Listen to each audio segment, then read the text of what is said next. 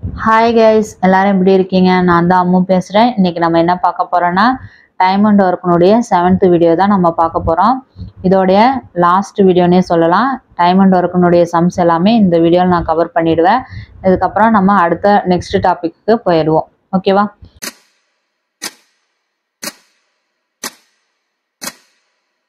ஒரு இராணுவ முகாமில் 1000 வீரர்கள் இருக்கிறார்கள். அவர்களுக்கு 70 நாட்களுக்கு போதுமான மளிகை பொருட்கள் உள்ளன. அந்த முகாமிற்கு மேலும் 400 வீரர்கள் வந்து சேர்ந்தார்கள் எனில் எத்தனை நாட்களுக்கு அந்த மளிகை பொருட்கள் போதுமானதாக இருக்கும் அப்படின்னு கேட்டிருக்காங்க.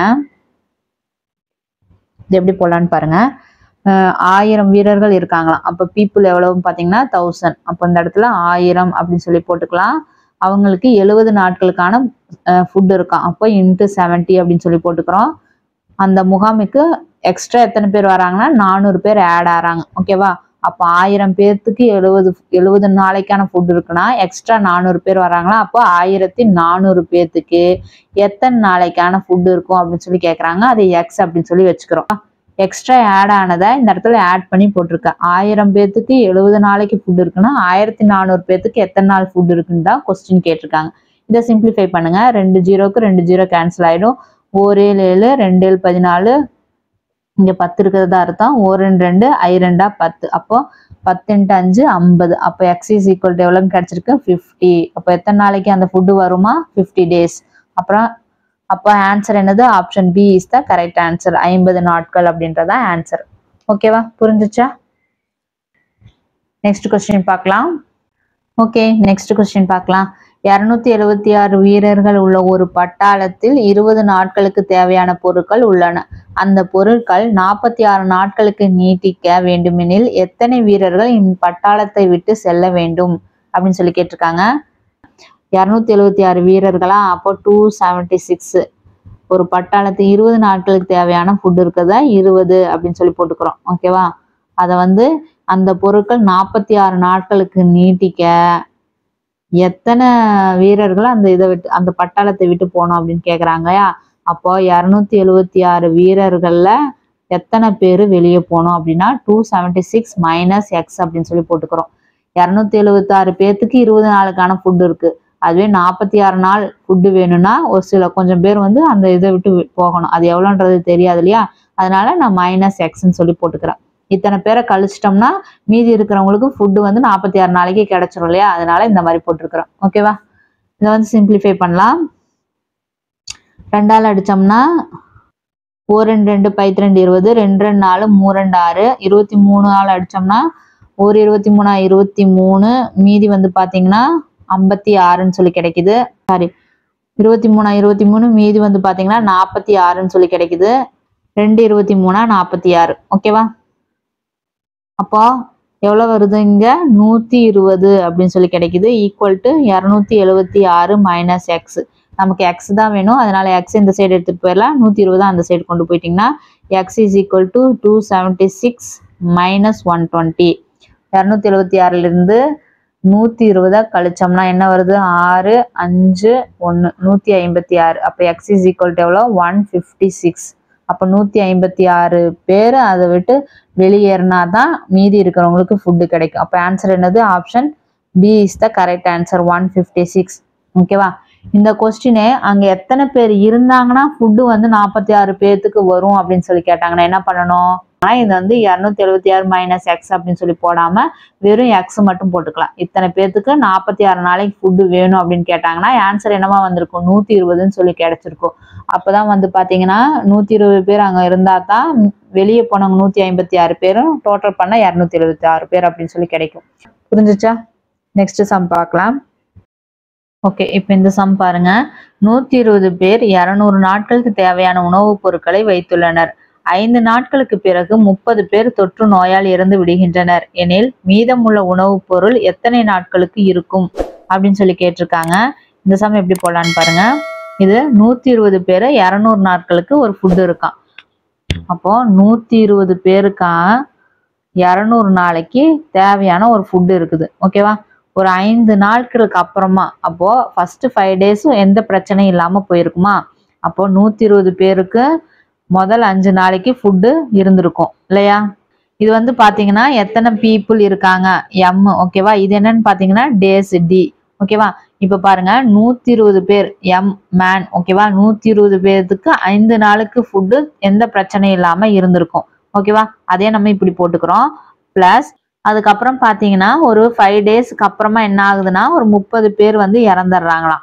அதனால என்ன ஆச்சுன்னு பாத்தீங்கன்னா அப்போ எம் அப்படின்றது என்ன ஆயிடும், 30 கழிச்சிடணும். நம்ம கழிச்சிட்டா எவ்வளவு கிடைக்கும், 90 அப்படின்னு சொல்லி கிடைக்கும். 90 பேர்த்துக்கு எத்தனை நாளைக்கு ஃபுட்டு வந்திருக்கும் அப்படின்னு சொல்லி நம்ம கண்டுபிடிக்கணும். தெரியாததை நம்ம எக்ஸ் அப்படின்னு சொல்லி நம்ம வச்சுக்கிறோம்.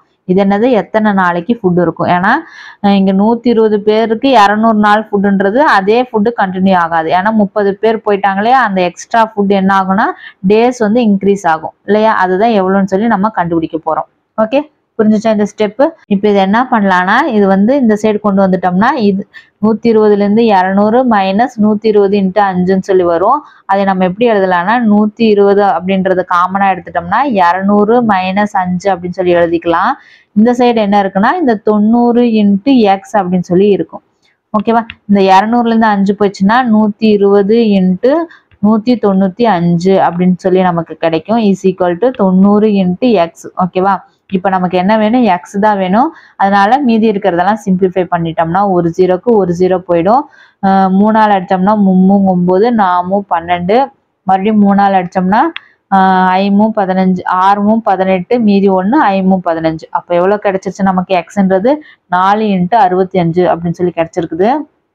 அப்போ X is equal to 4 into 65 அப்படின்னு கிடைக்குது. ரெண்டையும் பெருக்கணும்னா நமக்கு 260 டேஸ் அப்படின்னு சொல்லி நமக்கு கிடைக்கும். ஓகேவா, நார்மலா 200 நாளுக்கு இருந்த ஃபுட்டு இப்போ எத்தனை நாள் வந்துருச்சா, 260 நாள் அப்படின்னு சொல்லி இன்க்ரீஸ் ஆயிருக்குதான்.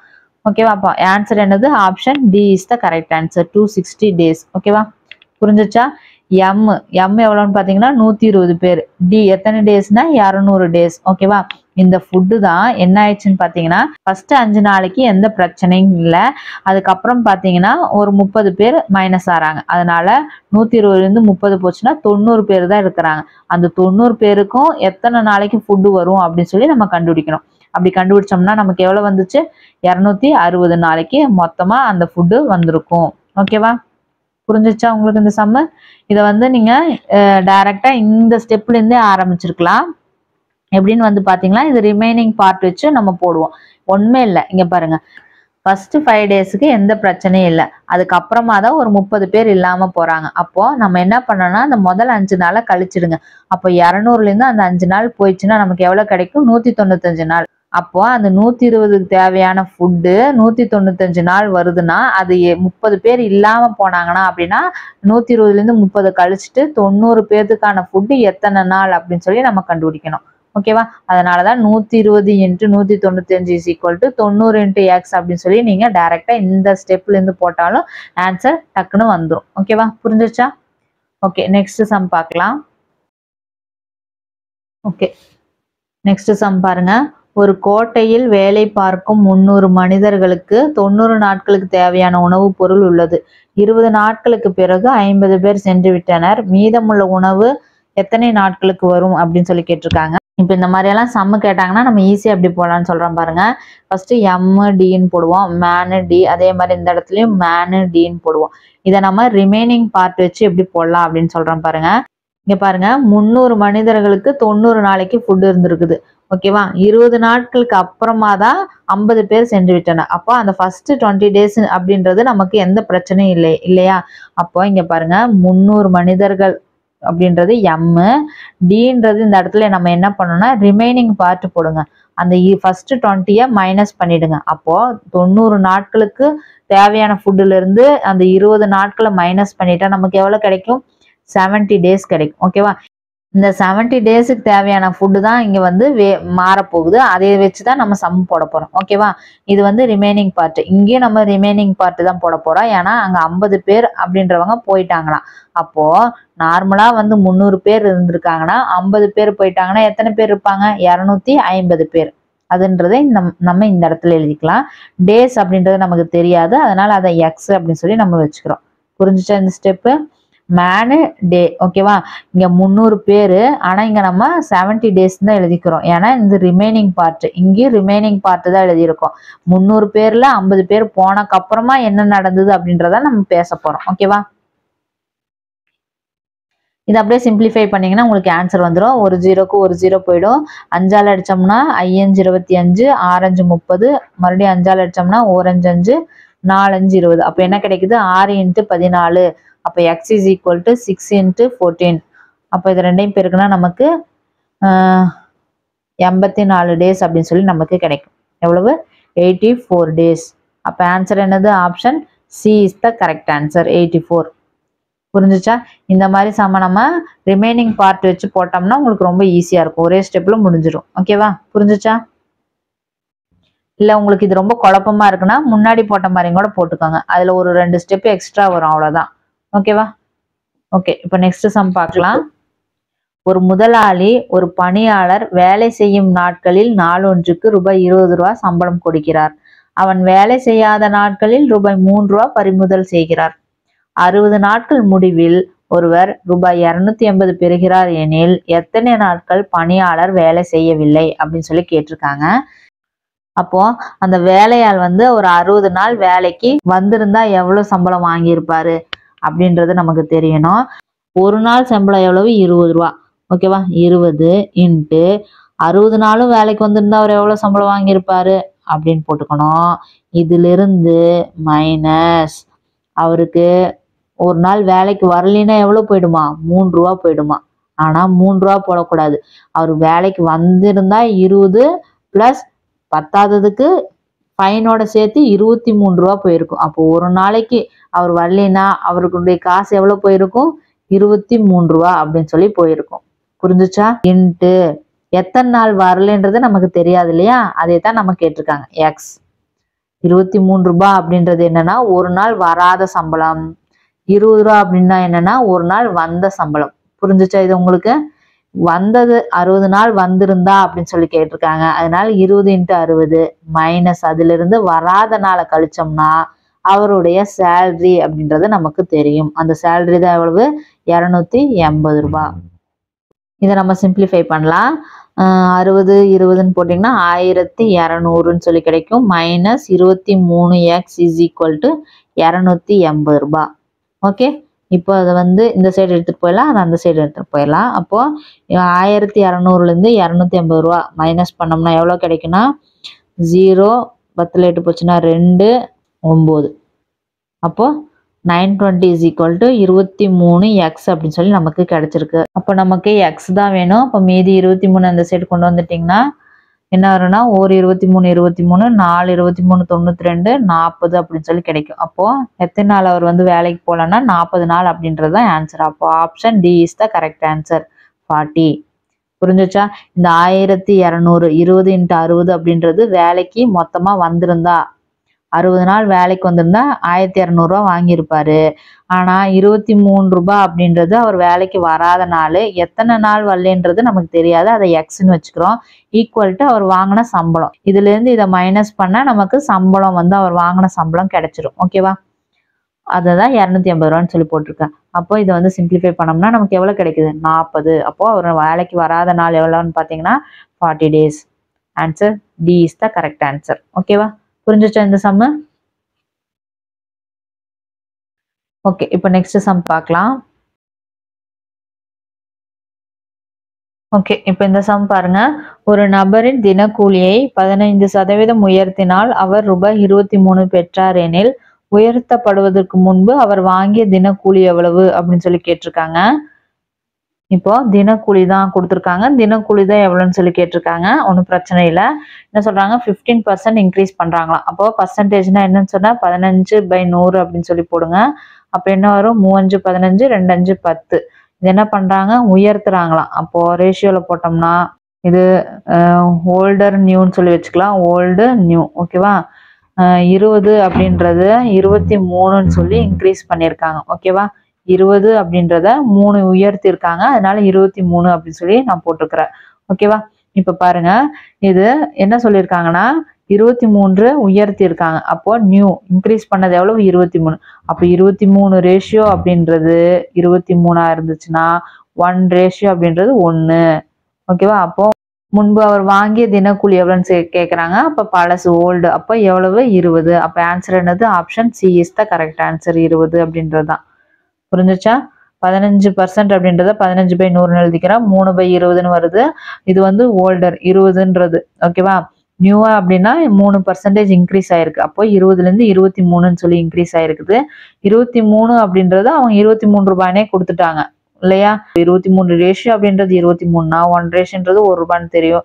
அப்ப பழைய சம்பளம் தான் எவ்வளவுன்னு கேக்குறாங்க. 20 ரேஷியோ. அதனால ஆன்சர் என்னவா வரும்? 20 அப்படின்றத ஆன்சரா வந்திருக்கும். புரிஞ்சுச்சா? ஓகே, நெக்ஸ்ட் சம் பார்ப்போம். ஓகே, நெக்ஸ்ட் சம் பாருங்க. 6 பேர் ஒரு நாளைக்கு 8 மணி நேரம் வேலை செய்து ஒரு வாரத்திற்கு ரூபாய் 8400 சம்பாதிக்கின்றனர் எனில் 9 பேர் ஒரு நாளைக்கு 8 மணி நேரம் வேலை செய்து ஒரு வாரத்திற்கு எவ்வளவு சம்பாதிப்பார் அப்படின்னு சொல்லி கேட்டிருக்காங்க. இந்த சம் பாருங்க. இது MDH ஃபார்முலால வச்சு போடுறதா. இந்த சம் பாருங்க எப்படி போடலான்னு. என்ன சொல்லியிருக்காங்க? 6 பேர் 8 மணி நேரம் வேலை செய்யறாங்க. ஓகேவா? அப்போ இது M1ன்னு வச்சுக்கலாம். 6 பேர் 8 மணி நேரம் வேலை செய்து ஒரு வாரத்துக்கு 840 ரூபாய் சம்பாதிக்கிறாங்க. ஓகேவா? ஒரு வாரம்னா எத்தனை போடுவோம்? 7 நாள். ஓகேவா? இவங்க எவ்வளவு சம்பாதிக்கிறாங்கன்னா 8400 ரூபாய் சம்பாதிக்கிறாங்களாம். ஓகேவா? அதே மாதிரி 9 பேரு ஒரு நாளைக்கு 6 மணி நேரம் வேலை செய்து ஒரு வாரத்துக்கு எவ்வளவு சம்பாதிப்பாங்க? ஒரு வாரம்னா 7 டேஸ்ல எவ்வளவு சம்பாதிக்கிறாங்கன்னு சொல்லி கேட்டிருக்காங்க. இதுதான் என்னது? M2ன்னு வச்சுக்கலாம். இது எவ்வளோ அப்படின்னு சொல்லி கேட்டிருக்காங்க.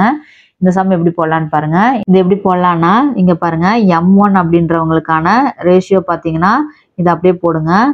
6 × 8 × 7 அப்படின்ற ரேஷியோ அப்படின்றது எவ்வளோன்னு பாத்தீங்கன்னா 8400 ரூபாய்.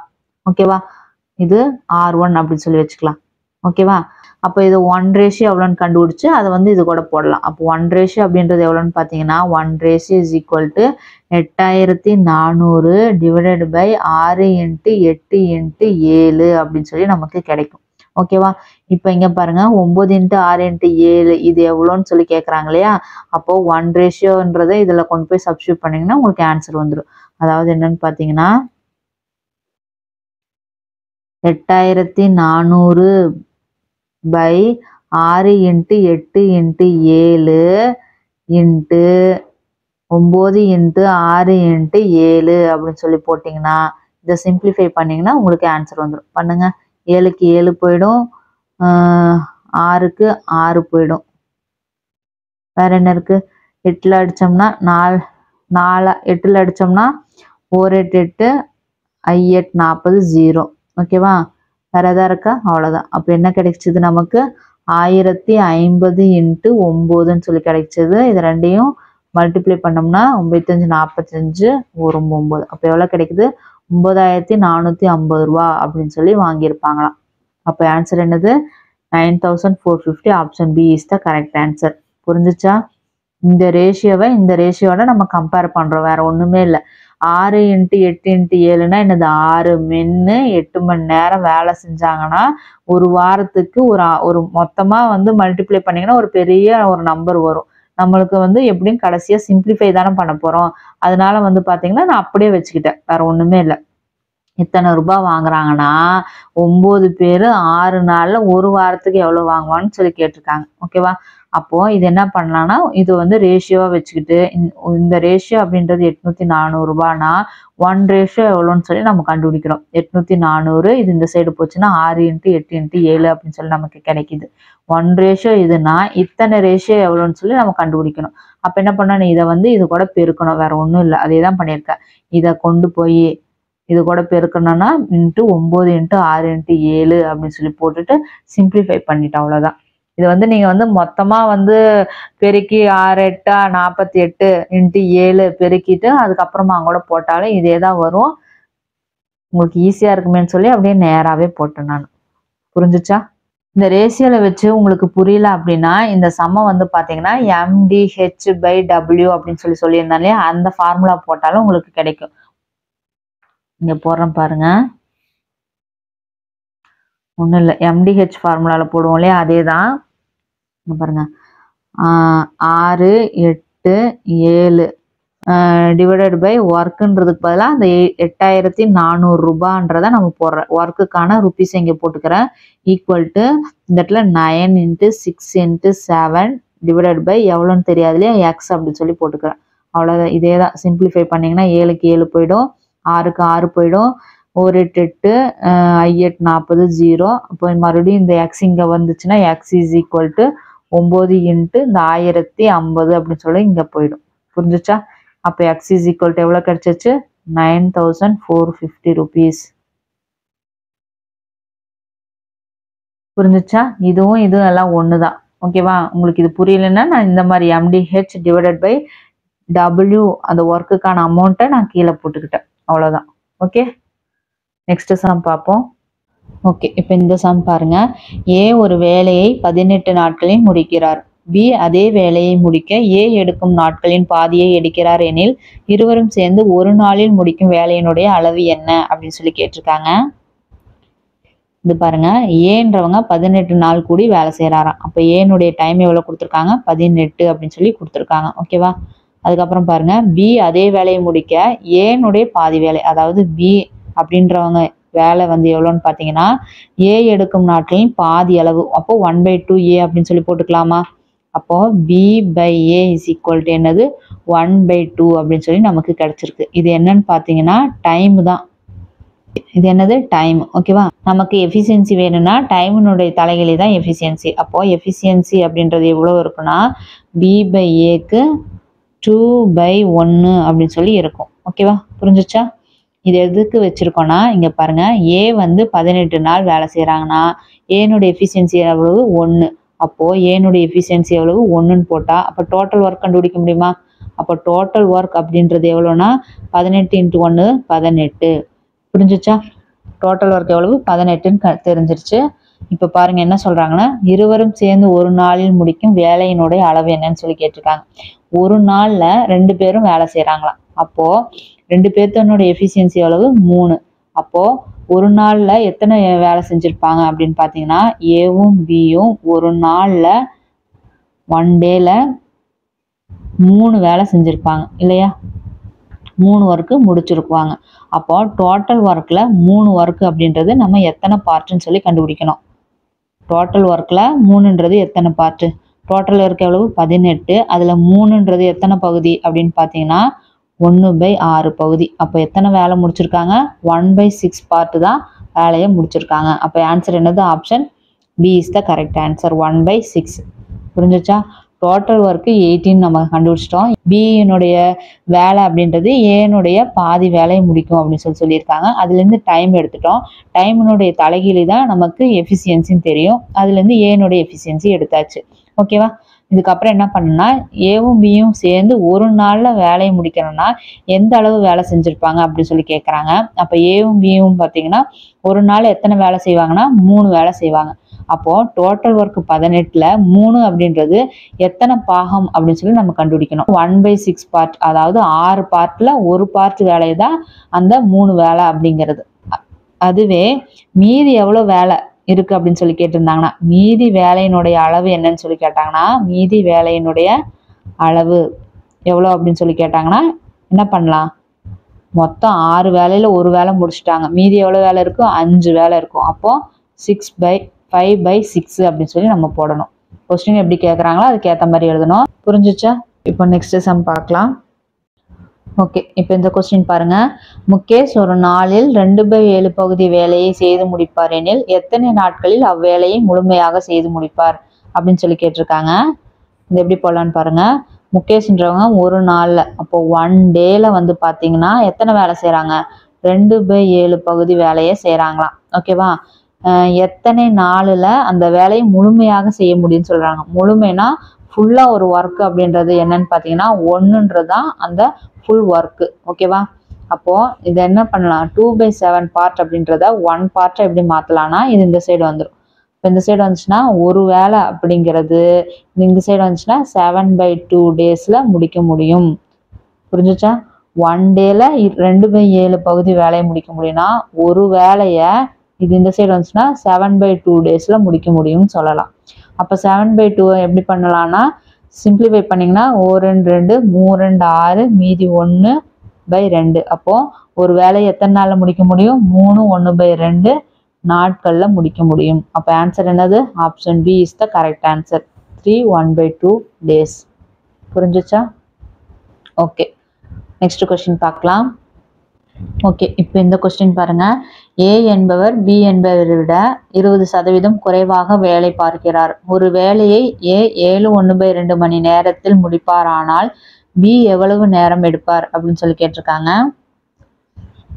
இதுல 20% அப்படின்றது முதல்ல எவ்வளவுன்னு தெரியணும் நமக்கு. 20% அப்படின்றது 20/100 அப்படின்னு போடணும். அப்போ 4 2 I 2 10, ஒரு ஜீரோக்கு ஒரு ஜீரோ கேன்சல் ஆகிடும். அப்போ 1/5 அப்படின்னு சொல்லி கிடைக்குது. இது குறைவாகன்னு சொல்லியிருக்காங்க இல்லையா? அப்போ எவ்வளோ வரும் நமக்கு? 4/5 அப்படின்னு சொல்லி போட்டுக்கணும்.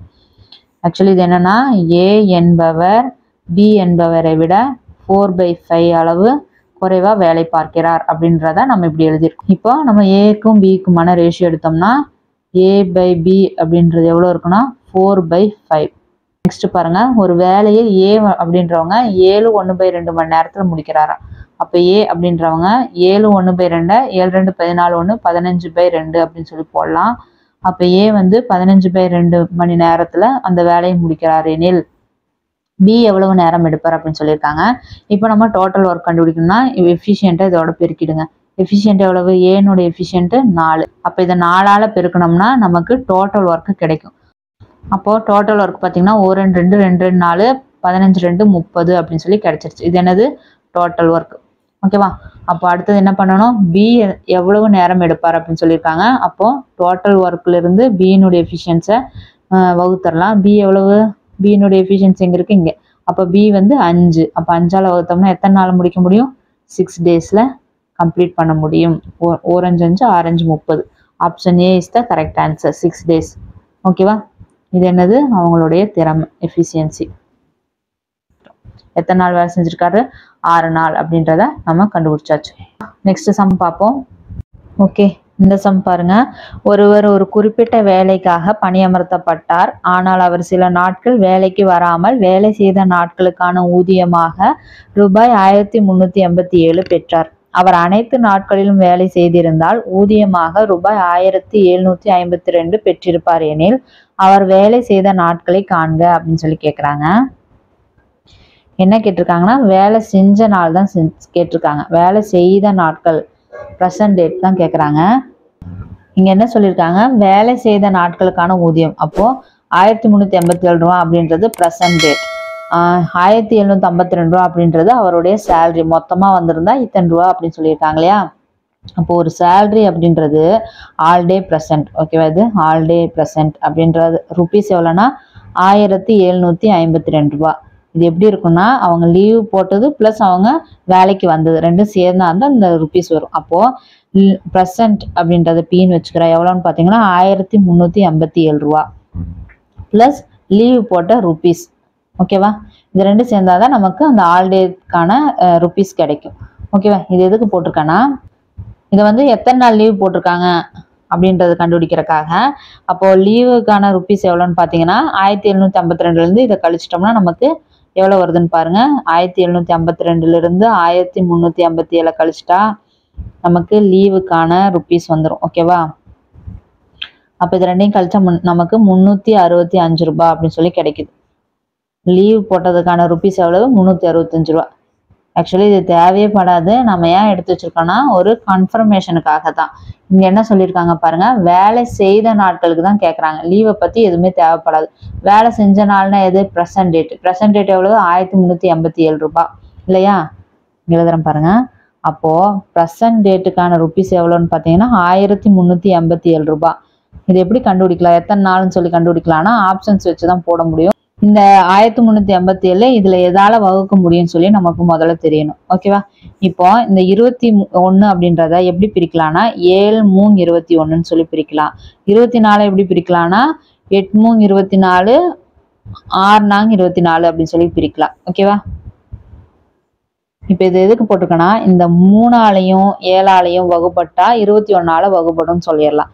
அதே மாதிரி இந்த இடத்துல 4ஆலையும் 6ஆலையும் வகுப்பட்டா 24ஆல வகுப்படும் அப்படின்னு சொல்ல முடியும். இது வந்து ஃபர்ஸ்ட் நம்ம 3ஆல வகுப்படுமான்னு செக் பண்ணி பார்க்கலாம். இது கண்டிப்பா 3ஆல வகுப்படாது. 3ஆல வகுப்படணும்னா அதனுடைய டோட்டல் எல்லாமே 3ஆல வகுப்படணும்.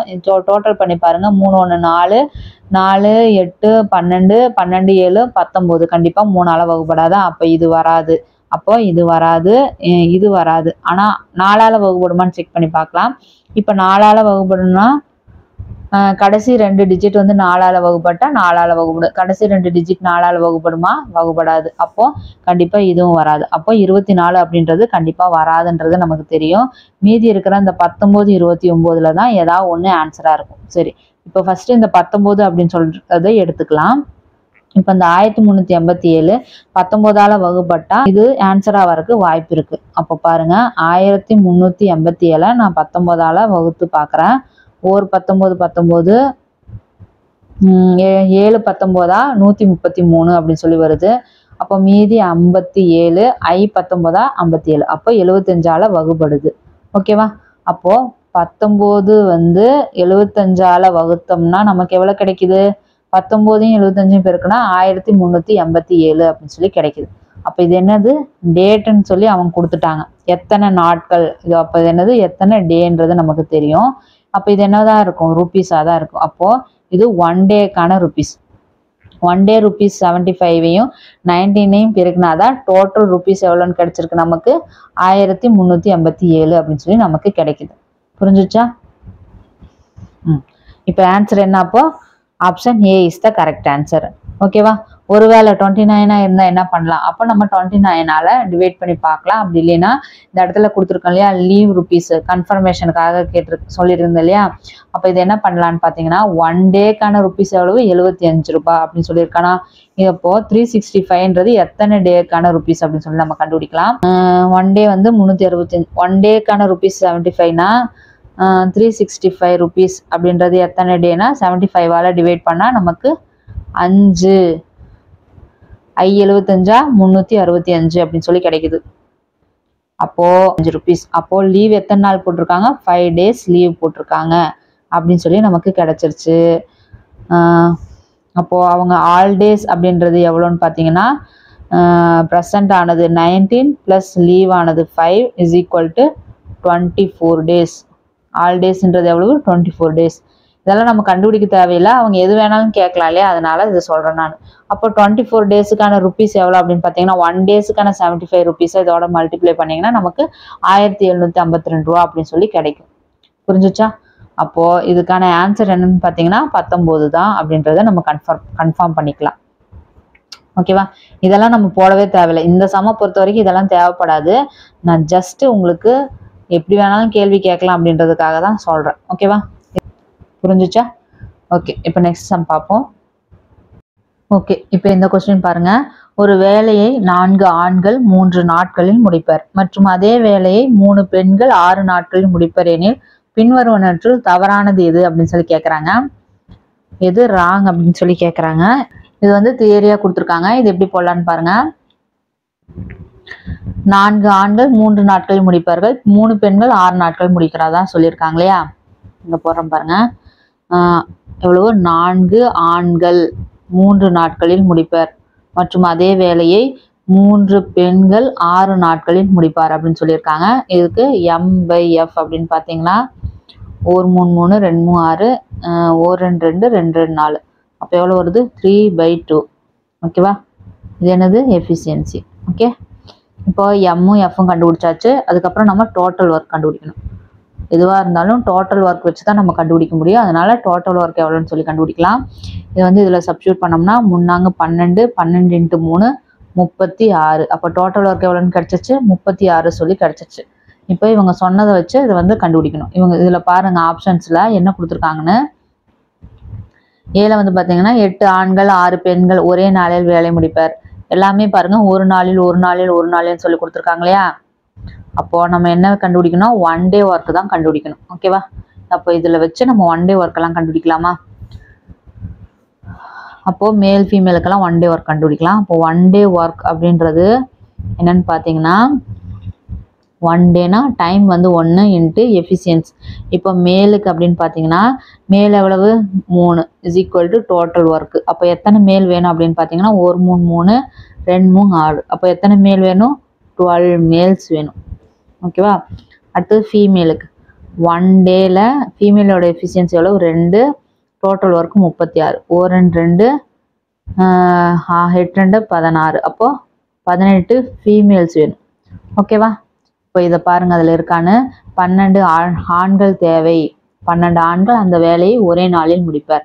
கரெக்ட். அப்போ இது கரெக்ட். அப்போ அடுத்தது பாருங்க 18 ஃபீமேல் 18 பெண்கள் அந்த வேலையை ஒரே நாளில் முடிப்பார். அப்போ இதுவும் கரெக்ட். அப்போ இது ரெண்டுமே வராது. ஏன்னா எது ராங்குன்னு தானே கேட்டிருக்காங்க. அப்போ சியும் வராது டியும் வராது. அப்போ ஏ அண்ட் பியில் தான் ஏதாவது ஒன்று. ஏ அண்ட் பியில் என்ன சொல்லியிருக்காங்க பாருங்க. ஏ வந்து 8 ஆண்கள் மற்றும் 6 பெண்கள் 2 பேர் சேர்ந்து ஒரே நாளில் வேலையை முடிப்பார் அப்படின்னு சொல்லி கேட்டிருக்காங்க. அப்போ 2 பேர் சேர்ந்துன்னு தான் நம்ம கண்டுபிடிக்கணும். ஏ என்ன சொல்லியிருக்காங்க 8 ஆண்கள். அப்போ ஆண்களினுடைய எஃபிஷியன்சி எவ்வளோ 3. இதில் 8ஆல் பெருக்கிட்டோம்னா என்ன கிடைக்கும். அதே மாதிரி பெண்கள் எவ்வளோன்னு பார்த்தீங்கன்னா 6 பெண்கள் இல்லையா. அப்போ இதை வந்து 6ஆல் பெருக்கிங்க. அப்போது மேல் அப்படின்றவங்க எவ்வளோ கிடைப்பாங்க 8 3 24 இல்லையா. அப்போது மேல் வந்து 24, ஃபீமேல் எவ்வளோ கிடைக்கிறாங்க 6 2 12. இவங்க 2 பேர் சேர்ந்து ஒரு நாளில் வேலையை முடிப்பாங்கன்னு சொல்லியிருக்காங்க.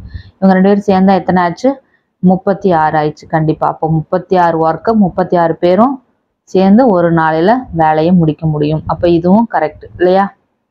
அப்போ ஆப்ஷன் பி என்னன்னு பாருங்க. 6 ஆண்கள் 8 பெண்கள் ஒரே நாளில் வேலையை முடிப்பார் அப்படின்னு சொல்றதா ராங் ஆன்சர். அதுதான் correct. Option B is the correct answer. புரிஞ்சுச்சா. அவங்க தவறானது எதுன்னு தான் சொல்லி கேட்குறாங்க. இந்த 3மே எல்லாமே சரியா இருக்குது. இது மட்டும் தப்பாக தான் இருக்கும். புரிஞ்சுச்சா. இப்படிதான் இந்த சம்ஸுக்கான ஆன்சரை கண்டுபிடிக்கணும். ஒரு நாள் வேலைன்னு சொல்லி ஆல்ரெடி அவங்களே கொடுத்துட்டாங்க இல்லையா. அப்போ 1 டேக்கான ஒர்க்கை மட்டும் நம்ம கண்டுபிடிச்சா போதும். அப்போ மேலினுடைய 1 டே ஒர்க் எப்படி கண்டுபிடிக்கலாம்னா 1 டே இன்ட்டு எஃபிஷியன்சி. மேலினுடைய எஃபிஷியன்சி எவ்வளவு 3.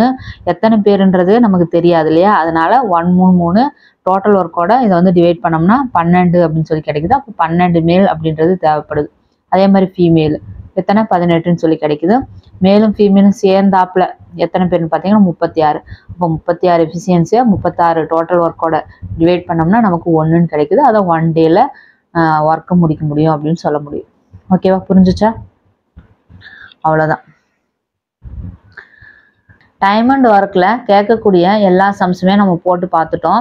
இந்த கொஸ்டின்ஸு தான் ரிப்பீட்டடாக மோஸ்ட்லி கேட்டுகிட்டே இருக்காங்க. 1 2 சம்ஸ் தான் வந்து பார்த்தீங்கன்னா லைட்டாக சேஞ்ச் ஆகிற மாதிரி இருக்கும். ஆனால் பேசிக் எல்லாமே நான் கம்ப்ளீட் பண்ணிட்டேன். இதை படித்தாலே உங்களுக்கு டைம் அண்ட் ஒர்க்கினுடைய எல்லா சம்ஸுமே கம்ப்ளீட்டாக பண்ணி முடிச்சிடலாம். இது போக டைம் அண்ட் ஒர்க்கில் வேறு ஏதாவது இருந்ததுன்னா அதை நம்ம டைம் அண்ட் ஒர்க் தனியாகவே ஒரு லெசனாக எடுப்போம். அதில் நம்ம கண்டிப்பாக பார்ப்போம். இது போக ப்ராக்டிஸ் கொஸ்டின் ஏதாவது வேணும்னா நம்ம எக்ஸாம் போகிறதுக்கு முன்னாடி நிறையா ப்ராக்டிஸ் கொஸ்டின் சால்வ் பண்ணுவோம். அதில் கண்டிப்பாக நம்ம போட்டு பார்க்கலாம். பிடிச்சிருந்தா லைக் பண்ணுங்கள். உங்கள் ஃப்ரெண்ட்ஸுக்கெல்லாம் ஷேர் பண்ணுங்கள். சப்ஸ்கிரைப் பண்ணுங்கள். Thank you for supporting guys. Bye.